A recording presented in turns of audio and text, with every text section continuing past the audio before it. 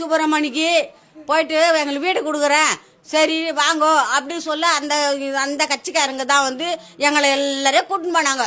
கூட்டின்னு போன எல்லாரும் லைனாக ஒத்து தவறாத சாலவை போட்டா அவருக்கு போட்டு உங்களுக்கு சந்தோஷமா அப்படின்னா அங்கே அந்த தேதியில் கொடுத்துட்றோமா வீடு அவங்களுக்கு கொடுத்த முடிச்சானோன்னு உங்களுக்கு கொடுத்துட்றோமா அப்படின்னு சொன்னாங்க.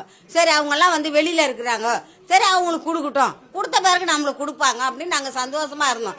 இப்போ எங்களுக்கு வந்து இருங்க இருங்க இருங்க இருங்க இருங்கன்னு எங்களை ஏமாத்திட்டு ஆட்சி மாறின பிறகு கட்சி மாறி போச்சு அப்படின்னா நாங்கள் என்ன பண்ணுவோம்?